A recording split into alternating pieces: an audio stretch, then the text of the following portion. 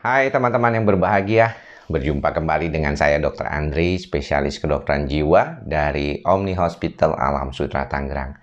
Di kesempatan pagi ini, setelah berolahraga, saya tadi sempat membuat video saat berolahraga, dan saya ingin sedikit melanjutkan apa yang ingin saya sampaikan pada kesempatan kali ini, yaitu berkaitan dengan apa yang harus pertama kali dilakukan oleh pasien yang mengalami masalah kecemasan. Jadi pertanyaannya banyak di antara teman-teman, itu biasanya mereka bertanya gini, sebenarnya kalau kita berbicara tentang masalah kecemasan, apakah saya harus langsung datang ke psikiater? Ya, apakah memang harus dengan pengobatan? Tentunya tidak, ya. Itulah mengapa di dalam beberapa kali saya menuliskan di artikel di media sosial maupun juga secara postingan rutin di YouTube channel saya, banyak hal-hal yang berkaitan dengan non-obat. Walaupun saya seorang psikofarmakologi atau seorang yang mempunyai latar belakang sebagai psychosomatician. Jadi kalau misalnya teman-teman bertanya, apalagi para subscriber baru saya ataupun teman-teman yang belum pernah menonton video ini sebelumnya, jangan sampai salah tangkap bahwa apa yang terjadi pada orang yang mengalami kecemasan pasti harus datang ke dokter jiwa atau psikiater. Orang yang datang ke dokter jiwa atau psikiater biasanya adalah orang-orang yang sudah punya masalah yang berat berkaitan dengan kondisi gangguan kecemasannya sampai sudah mengganggu sekali kehidupannya. Nah, inilah yang biasanya saya temukan sehari-hari di dalam praktek saya sebagai seorang psikiater.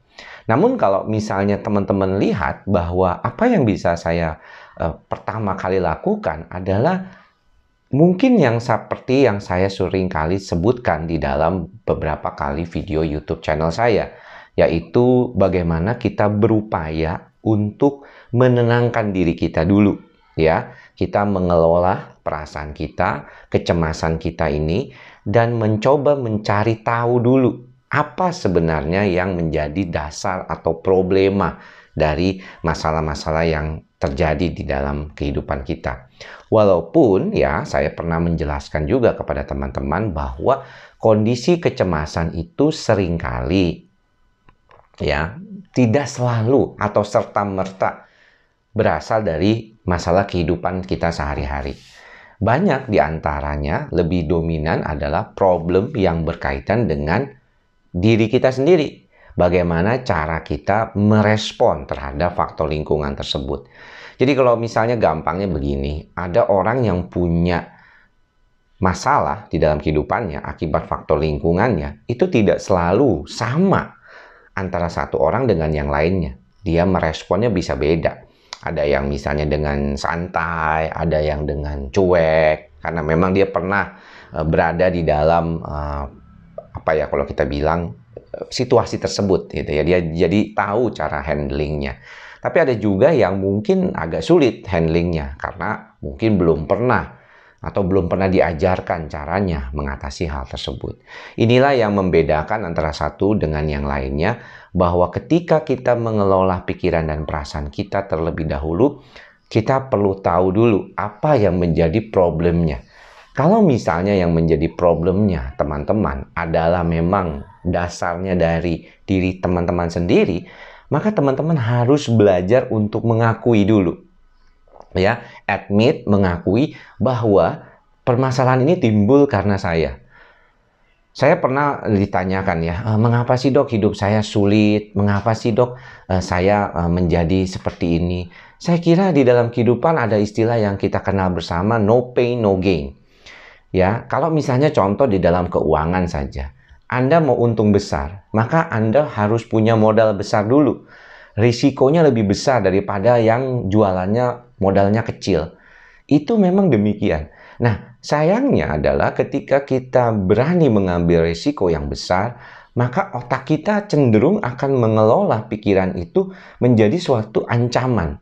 Ya, ancaman yang harus segera diproteksi.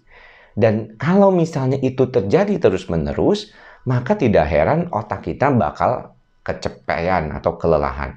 Nggak heran kan banyak teman-teman yang bekerjanya sangat luar biasa kerasnya, itu seringkali dia tidak bisa catch up ataupun dia tidak bisa mengimbangi dengan istirahat yang cukup.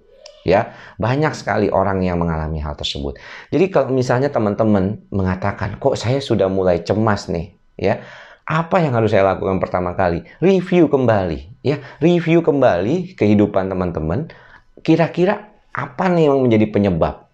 Jangan-jangan saya ini memang sengaja ya memasukkan diri saya ke dalam kondisi tersebut gitu. Jadi kayaknya tuh memang dibuat sendiri gitu kesulitan itu. Dan itu sering terjadi tanpa disadari oleh kita. Karena kita menganggapnya bahwa apa yang kita lakukan adalah situasi atau kondisi yang seharusnya dilakukan. Wajar dong seorang manusia harus bekerja keras.